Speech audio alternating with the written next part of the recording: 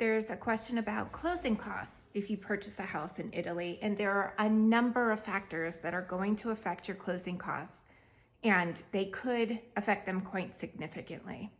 So if you break down the closing costs, they're made up of a few different parts. First of all, your agent fees. So for myself, it was $1,500. There's a flat fee that my agent charges. If it's under 40,000, I pay a flat 1,500 euros. Some agents charge a flat fee. Some agents charge a percent of the purchase price. So that's one factor. Next factor is the notary. You're going to pay a notary fee, plus you're going to pay VAT on top of that.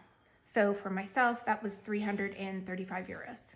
The next and the biggest variable is the taxes on the property.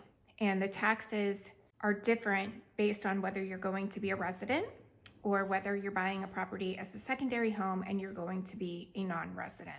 So for myself, because I was buying it as a resident, I was only paying a 2% tax. If you're non-resident and you're buying it as a secondary property, you have a 9% tax. That's a big difference, right?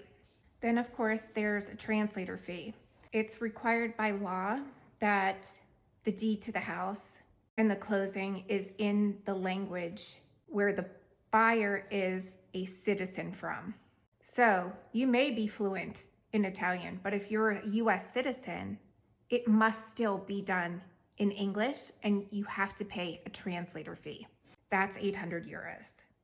So as you can see, there's a lot of different factors that go into these closing costs, but the biggest variable is really your taxes.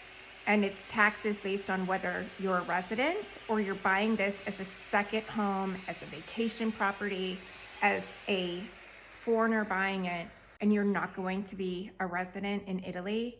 That is the biggest variable. Your closing costs are going to be significantly higher if you are not intending to be a resident. So hope that helps, but please let me know if you have other questions.